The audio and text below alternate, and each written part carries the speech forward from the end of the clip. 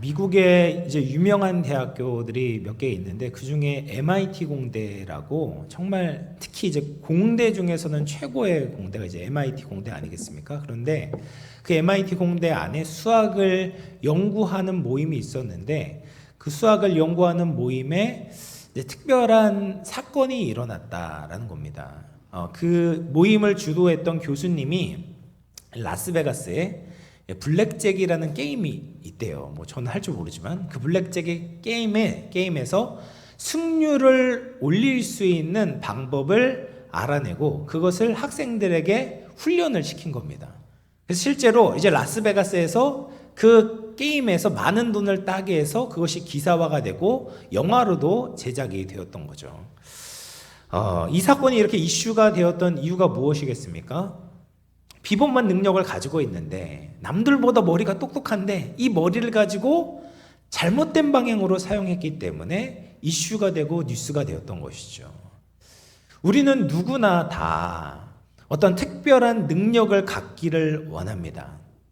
그런데 그 능력을 갖는 것도 중요한데 그 능력을 어디에 어떻게 사용하느냐가 우리 인생을 결정짓는다 해도 과언이 아닙니다. 왜냐하면 많은 능력을 가지고 있는데 그것을 잘못 사용한다면 우리 인생이 더 빠르게 몰락할 수 있기 때문에 그렇습니다. 오늘 본문을 보면 바울은 그리스도인으로서 우리가 어떠한 능력을 누려야 하고 그리고 그 능력을 어떤 방향으로 사용해야 되는지 중요한 교훈을 우리에게 주고 있어요. 먼저 우리가 경험해야 되는 능력이 무엇이냐? 고린도후서 4장 7절 말씀인데요. 같이 한번 읽어보겠습니다. 4장 7절입니다. 시작. 우리가 이 보배를 질그릇에 가졌으니 이는 심히 큰 능력은 하나님께 있고 우리에게 있지 아니함을 알게 하려 함이라. 아멘. 우리가 뭐죠? 우리는 질그릇이다라는 거예요. 이 질그릇이라는 것은요, 어디 조선 백자, 고려 청자처럼 값비싼 도자기가 아닙니다. 고대 근동의 각 가정에 어디에서나 볼 수 있는 흔하디 흔한 그릇이 질그릇이다라는 거예요. 근데 이 질그릇은 부서지면은 다시 고칠 수가 없는 그런 천한 그릇, 싼 그릇을 이 질그릇이다라고 이야기를 합니다.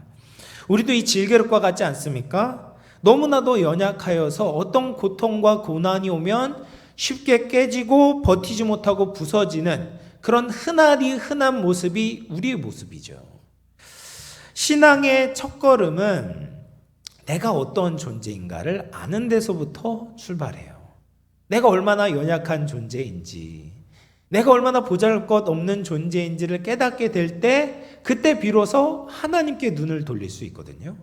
근데 세상에 있는 철학자들도 사실은 자기 자신에 대해서 정직하게 마주하게 될 때 이런 고백들을 하게 됩니다. 그래서 실존주의 작가 이 까미라는 사람은 이렇게 이야기했어요. 인생은 매우 짧다. 그런데 그 속에 많은 슬픔과 악이 들어있다. 그러므로 생명은 연약하기 짝이 없다. 별것 아니다. 라고 이야기를 해요.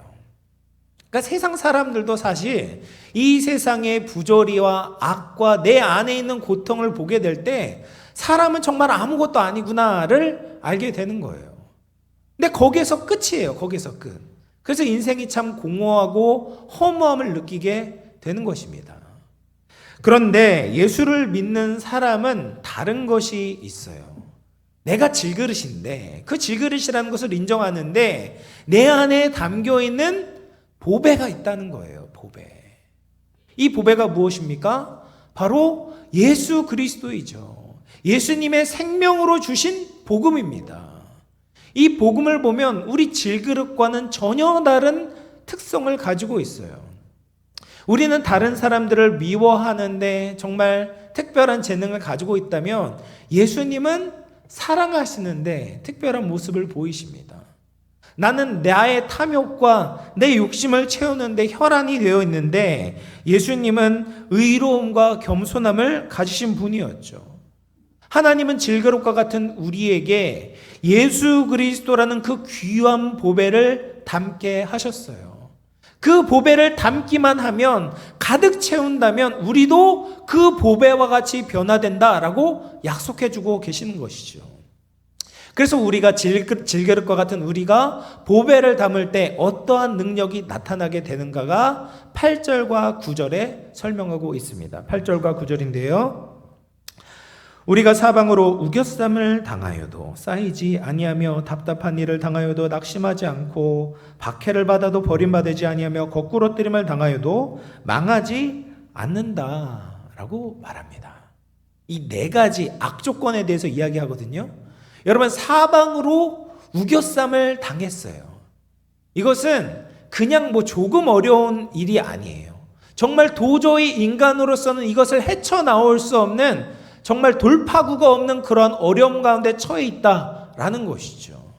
근데 그렇게 사방으로 우겨쌈을 당했는데 쌓이지 않는다.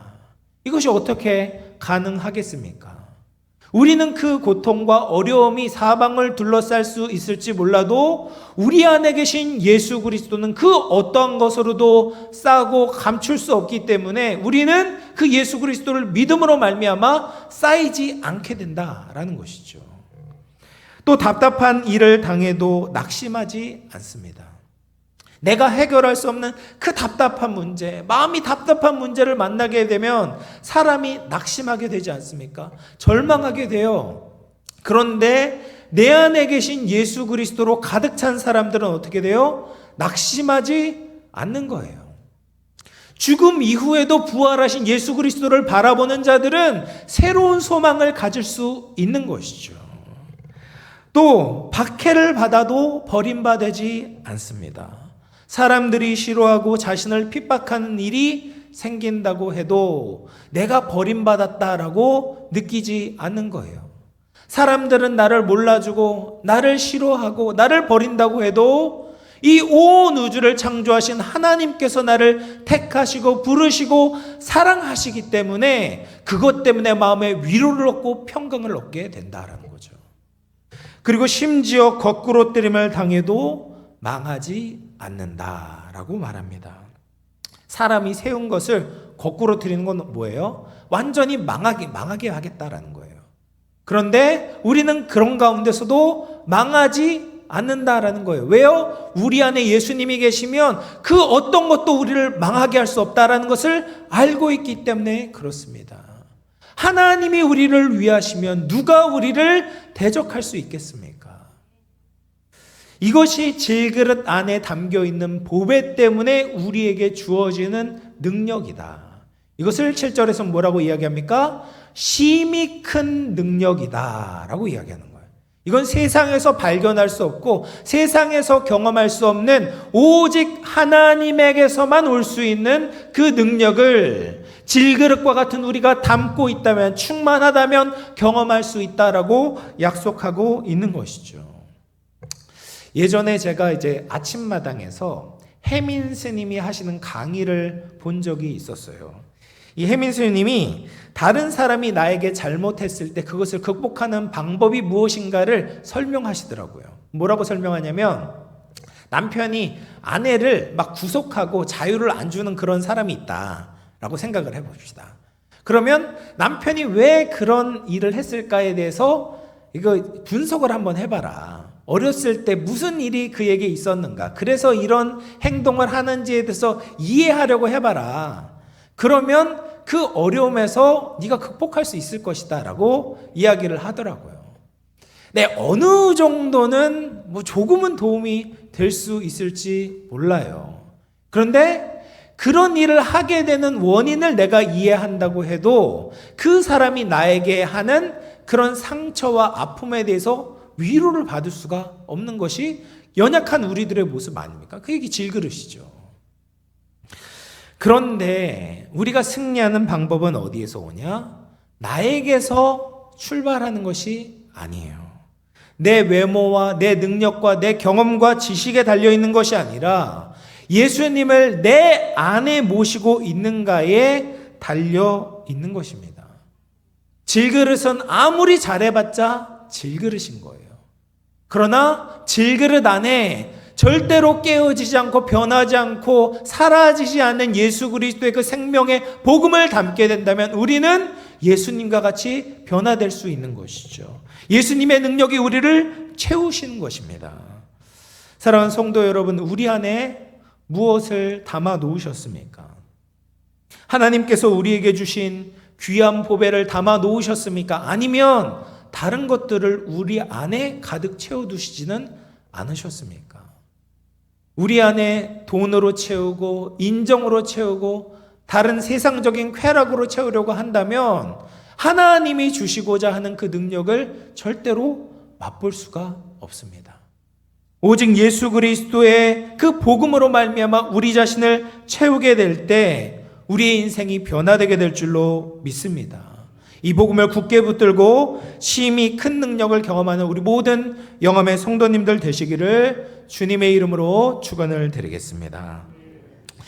두 번째로 우리가 살펴보아야 되는 것은 이 심히 큰 능력을 어떤 방향으로 사용해야 하는가입니다. 그것이 이제 나온 것이 4장 10절 말씀인데요. 4장 10절 같이 한번 읽어보겠습니다. 시작. 우리가 항상 예수의 죽음을 몸에 짊어짐은 예수의 생명이 또한 우리 몸에 나타나게 하려 함이라. 아멘. 여러분 10절에서는 뭐라고 이야기하냐면 예수의 죽음을 항상 우리 몸에 짊어진다라고 말을 해요. 그래서 무엇을 의미하냐면 그냥 나에게 찾아오는 어떤 고난과 고통과 여러 어려움을 극복하는 데만 이 보배의 능력을 사용하는 것이 아니다라는 거예요.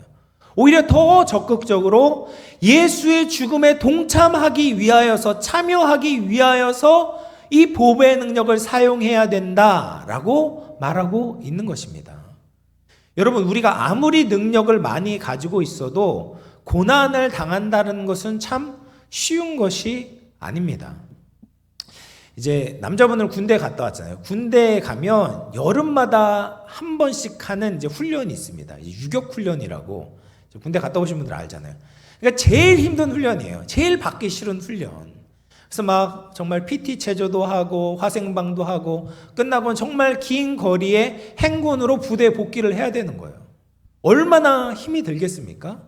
근데 이 훈련을 받기 전에 미리 이 훈련을 받을 수 있도록 이제 군인들을 준비를 시킵니다. 사전에 막 운동을 시켜요. 막 운동장도 더 많이 돌리게 하고 그래서 체력을 키워서 무사히 유격 훈련을 받을 수 있도록 만반의 준비를 하는 것이죠. 근데 이 군인들이 이렇게 체력이 키워지고 만반의 준비를 한다고 해도 이 유격 훈련을 2번 받고 싶은 사람은 아무도 없죠. 왜냐하면 힘들고 어려운 것을 피하고 싶은 것이 사람의 본성이기 때문입니다. 아무리 능력이 많이 있어도 고난을 찾아 들어가는 사람은 없다라는 거예요. 근데 오늘 말씀은 뭐라고 이야기해요? 질그릇 안에 보배의 능력을 가지고 있는데 그런데 그 능력을 어떻게 사용해라? 예수의 죽음을 몸에 짊어지기 위해서 사용하라 라고 말씀하고 있습니다. 그러면 이 예수의 죽음을 몸에 짊어지는 것이 무엇이냐? 마태복음 16장 24절 말씀을 보면 이렇게 이야기합니다. 이 예수께서 제자들에게 이르시되 누구든지 나를 따라오려거든 자기를 부인하고 자기 십자가를 지고 나를 따를 것이니라. 여러분 이게 예수의 죽음을 몸에 짊어지는 거예요. 예수님을 닮아가기 위해서 예수님을 따르기 위해서 예수님이 십자가상에서 돌아가시면서 이루어 놓으신 그 복음을 전하기 위해서 우리가 자발적으로 고난을 받는 것을 의미합니다. 내가 낮아지고 내가 희생하고 내가 섬기는 거예요. 얼마나 힘들고 고통스럽습니까? 그런데 그 예수 그리스도의 복음을 위하여서라면 그 고난을 감내하라라는 거예요. 왜요? 그것을 통하여서 너희가 더 놀라운 일들을 보게 될 것이다 라고 말씀하고 있습니다. 여러분 우리가 그냥 삶을 살아가는 것도 참 힘들고 어려워요. 그것만 해도 버겁지만 그것으로 멈추는 것이 아니라 예수의 죽음을 우리의 몸에 짊어지기 위하여서 우리의 보배의 능력을 사용해야 합니다. 그럼 왜 우리가 그렇게 사용해야 되는가? 오늘 본문 말씀은 2가지 목적을 우리에게 알려주고 있어요. 우리가 예수의 죽음을 우리의 몸에 짊어질 때 그때 어떠한 축복을 받게 되는가? 첫 번째로 10절 하반절을 보면 이렇게 이야기합니다. 10절 하반절입니다. 예수의 생명이 또한 우리 몸에 나타나게 하려 함이라. 여러분, 예수의 죽음을 우리의 몸에 짊어질 때 예수의 생명이 우리를 통해 나타나게 되는 거예요. 이것을 다르게 표현하자면 고린도서 2장 14절에서 이렇게 이야기합니다. 같이 한번 읽어보겠습니다. 시작. 항상 우리를 그리스도 안에서 이기게 하시고 우리로 말미암아 각처에서 그리스도를 아는 냄새를 나타내시는 하나님께 감사하노라. 아멘. 현재 우리의 몸의 행실 안에 예수님의 향기가 나타나게 되는 겁니다. 예수님의 생명의 능력이 나타나게 되는 거예요. 이 질그릇 안에 보배를 담고 있는데 이 질그릇이 깨지고 사라지고 없어져야 그 보배가 온전하게 드러나게 된다라는 말이에요. 나의 몸을 통하여서 예수님의 향기를 나타낼 수 있는 방법은 무엇이냐? 내가 예수 그리스도를 위해서 살아갈 때, 예수님께서 나에게 주신 예수님의 사명, 예수의 죽음을 내 몸에 짊어질 때 나타나게 된다라는 말입니다. 한 목사님께서 이제 신유의 은사를 받으신 적이 있다고 해요. 그러니까 기도하는 즉시 병이 낫지는 않았는데 신방을 하고 이제 아프신 분들을 위해서 간절히 기도하고 나면 며칠 후에 이제 병든 것이 낫다고 합니다. 근데 이런 일들이 많이 있어지니까 이제 소문이 난 거예요. 그러다 보니까 이 목사님께서 원하시지 않는 일들이 발생했다고 합니다. 많은 사람들이 이제 목사님을 찾아와서 내가 이제 돈을 좀 줄 테니까 신유의 기적을 일으켜달라라고 간청하는 경우가 많다라고 합니다. 그러니까 예수님을 믿고 정말 예수님 앞에 엎드리는 것이 아니라 그냥 정말 기계적으로 그냥 돈 준 복채를 주는 것처럼 마치 무당에게 병을 고쳐주는 것처럼 돈을 좀 줄 테니까 나에게 내 병을 좀 고쳐달라, 이런 사람들이 많았다라고 해요. 이 목사님께서 기도를 하셨는데 어떤 기도를 하셨냐? 이 신유의 은사가 더 많아지는 기도를 한 것이 아니라 이 신유의 은사를 거두어 주십시오라는 기도를 했다고 해요. 왜 그런 기도를 드렸겠습니까? 신유의 은사는 분명 값지고 소중한 것이죠.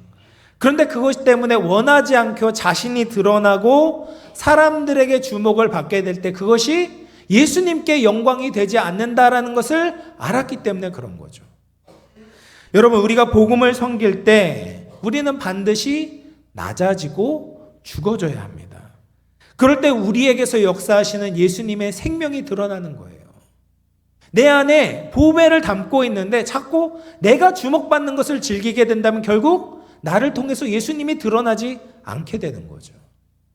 사랑하는 성도 여러분, 우리를 통해 예수님의 생명이 나타나기를 축복합니다. 여러분, 우리를 통해서 예수님의 향기가 드러나기를 축복합니다. 나를 부인하고 예수님의 죽음을 짊어짐으로 말미암아 예수님의 생명의 존귀함을 나타낼 수 있는 우리 모든 성도님들 되시기를 주님의 이름으로 축원을 드리겠습니다. 그리고 또 한 가지 목적이 있어요. 우리가 왜 예수의 죽음을 몸에 짊어져야 되는가? 두 번째 목적은 생명이 다른 이들에게 역사하고 전달되기 위해서입니다. 12절 말씀을 보면 이렇게 이야기해요. 그런즉 사망은 우리 안에서 역사하고 생명은 너희 안에서 역사하느니라. 여러분, 이것이 예수님께서 우리에게 가르쳐 주신 이 생명의 원리입니다. 한 알의 밀이 있어요. 그렇죠? 한 알의 밀이 있는데 그것이 땅에 떨어져 죽지 않으면 어떠한 열매도 맺을 수가 없어요. 우리 안에 있는 보배의 능력도 마찬가지입니다. 우리가 그 보배의 능력을 가지고 나를 위해서만 사용하게 된다면 결국 아무런 능력도 아무런 생명의 역사가 일어나지 않는다라는 거죠. 그것을 가지고 내가 죽어지고 낮아지고 섬기고 헌신하게 될 때 다른 이들을 주님께로 인도하는 생명의 통로로 쓰임받을 수 있게 된다라는 거죠.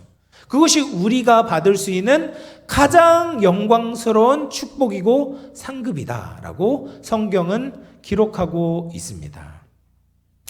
그러면 우리가 정말 이렇게 살 수 있을까? 능력을 받을 뿐 아니라 그 능력을 가지고 정말 예수의 죽음을 몸에 짊어지며 살아가는 사람이 있을까? 사도 바울은 정말 그렇게 삶을 살았다라는 것을 사도행전 16장을 통해서 보여주고 있습니다. 여러분, 바울과 실라가 이제 빌립보에 들어가서 복음을 전했어요. 그 복음을 전했을 때 만나게 된 한 사람이 있었는데 귀신 들린 여종을 만나게 됩니다. 그래서 예수 그리스도의 이름으로 그 여종에게서부터 귀신을 내쫓아 주었어요. 그러자 이 여종을 소유하고 있던 주인들이 화가 났어요. 왜냐하면 이 여종을 통하여서 점을 봐주고 돈을 벌어야 되는데 경제적인 수익이 끊기게 되자 이 바울과 실라를 신고를 하게 된 겁니다. 그래서 이 바울과 실라가 많이 맞은 후에 성경에 보면 깊은 옥에 갇히게 되었다라고 이야기를 합니다. 여러분, 깊은 옥에 갇히면 어떨까요? 마음이 얼마나 힘들겠습니까? 그냥 얕은 옥이 아니에요. 이렇게 햇빛이 보이는 옥이 아니라 깊은 옥, 햇빛이 보이지 않는 사방이 우겨쌈을 당한 것 같은 그런 깊은 옥에 갇히게 된 겁니다. 근데 놀랍게도 이들이 거기에서 기도와 하나님께 찬양을 올려드리는 거예요. 그러니까 사방이 우겨쌈을 당했는데 쌓이지 않았어요. 답답한 일을 당했는데 낙심하지 않는 겁니다. 박해를 당했는데 지금 그들의 마음이 기쁘고 하나님께 찬양을 올려드리는 거예요. 그러니까 어떤 일이 생겼습니까? 옥터가 움직이게 되고 큰 지진이 나고 문이 열리고 그들의 메인 것이 다 벗겨지게 되었습니다. 이것이 무엇입니까? 질그릇 안에 담겨져 있는 보배의 능력이죠. 바울과 실라도 우리와 똑같은 사람이에요. 질그릇입니다. 깨질 수밖에 없어요. 그런데 그들이 예수 그리스도의 복음으로 충만했을 때 그렇게 힘들고 어려움 가운데 처해 있을지라도 주님을 바라보며 찬양했더니 하나님께서 놀라운 은혜와 기적을 베풀어 주신 거예요. 그런데 더 놀라운 것이 그 다음 장면 아니겠습니까? 이 지진이 일어나니까 간수가 자다가 일어나서 이제 나온 겁니다. 그랬더니 옥문이 다 열려 있는 것을 보고 내 인생은 이제 끝났다. 내가 할 수 있는 것을 다 했다. 이제 죄수들이 다 도망갔으니까 나는 책임을 이거 면할 수가 없겠구나라고 생각을 하고 자결을 하려고 합니다. 그때 바울이 크게 소리를 지르면서 이야기합니다. 네 몸을 상하게 하지 말라. 우리가 다 여기 있다. 바울은 고난에서 벗어날 수 있었죠. 보배의 능력으로 감옥을 나올 수 있었습니다. 그런데 바울이 나가지 않는 거예요. 오히려 남아있는 겁니다. 왜요? 예수의 죽음을 택하고 그 복음을 전하기 위하여서 자발적으로 고난의 상태에 들어가게 된 것입니다. 그럴 때 어떤 일이 일어납니까? 사도행전 16장 29절 말씀인데요. 간수가 등불을 달라고 하며 뛰어 들어가 무서워 떨며 바울과 신라 앞에 엎드리고 라고 이야기해요. 간수가 왜 두려웠을까요? 지진이 일어나서 두려웠을까요? 그것이 아니에요. 바울과 신라가 이 감옥 밖으로 나갈 수 있었음에도 불구하고 그들이 나가지 않는 것을 보니까 뭔가 이 사람들에겐 다른 것이 보이는 거예요. 이 세상에서 볼 수 없는 특별한 능력, 심히 큰 능력, 하나님에게서부터 온 그 능력을 확인하게 된 겁니다. 예수의 생명을 보니까 두렵고 떨리는 마음을 갖게 되었던 거죠. 그리고 나서 간수와 그의 모든 집안이 예수를 믿게 되었더라라고 성경은 기록하고 있습니다. 이것이 바울이 고린도 후서의 말씀을 삶으로 살아낸 모습이죠. 내 안에 있는 예수의 능력을 내가 죽는데 사용한 것입니다. 그럴 때 예수님의 향기가 나타나게 되고 다른 사람들에게 예수의 생명의 복음이 전파되게 되었던 것이죠. 이제 2023년도에 상반기가 이미 지났고 이제 9월이 되면 새롭게 또 이제 많은 사역들이 시작하게 됩니다. 여러분, 우리가 연초에 직분을 받을 때는 기대하는 마음들이 있어요. 새해가 시작됐으니까 열심히 또 주님을 섬겨봐야 되겠다 라는 마음의 다짐이 있다가도 시간이 지나게 되면 이게 사람이 지치게 돼요. 그래서 여러분들 중에는 혹시 이제 맡겨진 사역 때문에 힘들어하는 분들이 있을지도 모르겠습니다. 내가 지금 겪고 있는 개인적인 일을 처리하는데도 얼마나 힘이 드는데 왜 이렇게 교회에서 해야 되는 일은 많고 나에게 맡겨진 일이 많은가, 이렇게 힘들고 힘들다라고 생각하는 분들이 있을지 모르겠습니다. 여러분, 우리가 봉사를 하다 보면 봉사의 어려움이 보입니다. 사역을 감당하다 보면 내가 사용해야 되는 시간이 보이고 내가 쏟아야 되는 정력, 체력, 재력들이 계산이 돼요. 예를 들면 이제 구역 청지기가 있어요. 구역 청지기로 섬기기 위해서는 어떻게 해야 됩니까? 일주일에 한 번씩 이제 구역권찰에 모임에 와가지고 공부를 하고 또 구역 모임을 인도를 해야 되고 또 구역원 중에서 힘들고 아픈 사람들이 있으면 그들에게 또 전화도 하고 위로도 하고 기도도 해줘야 되고 얼마나 해야 되는 일들이 많이 있습니까? 근데 이런 일들을 하다 보면 이런 수고를 좀 피하고 싶다라는 생각이 들 때가 있는 것이죠. 자원에서 들어가는 것이 아니라 편히 그냥 나에게 오는 이 개인적인 이런 고난을 처리하는데도 난 바쁘다라고 생각이 들 때가 많이 있습니다.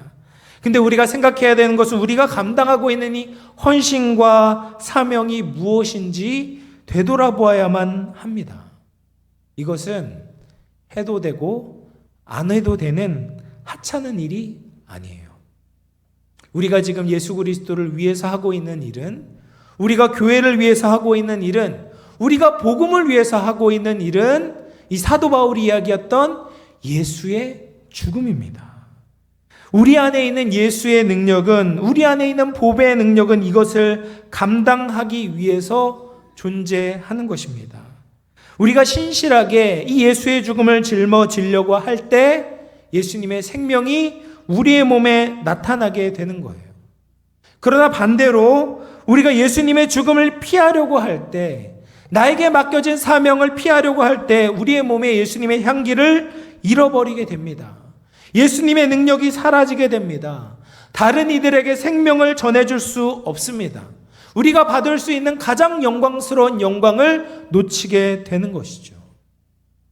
우리 안에 있는 보배의 능력이 가장 유용하고 가치 있게 사용되는 방향은 예수의 죽음을 몸에 짊어지는 것입니다. 사랑하는 성도 여러분, 이제 말씀을 마무리할 텐데요. 우리 모두가 보배의 능력을 경험하기를 바랍니다. 그 능력은 오직 예수 그리스도의 복음에만 있습니다. 우리 질그릇과 같은 우리에게 하나님께서 선물로 주신 이 예수님의 생명의 복음으로 가득 채워질 때 우리는 그 어떠한 고난 가운데서도 살아나게 되고 또 우리가 승리하게 될 줄로 믿습니다. 또한 이 능력을 그냥 나를 위해서만 사용하는 것이 아니라 적극적으로 예수님의 죽음을 짊어지는 데 사용하기를 바랍니다. 복음을 위해 낮아지고 때로는 인정받지 못하는 자리에 들어가는 거예요. 그럴 때 우리를 통해서 예수님의 생명이 나타나게 되고 또 다른 이들이 예수님을 알게 되고 주님께 돌아온 놀라운 복음의 역사가 일어나게 될 줄로 믿습니다. 우리 영암의 모든 성도님들이 이 심히 큰 능력을 가지고 하나님께서 기뻐하시는 사명의 자리로 들어감으로 말미암아 영원한 영광을 소유할 수 있는 큰 복을 누리는 우리 모든 영암의 성도님들 되시기를 주님의 이름으로 축원을 드리겠습니다.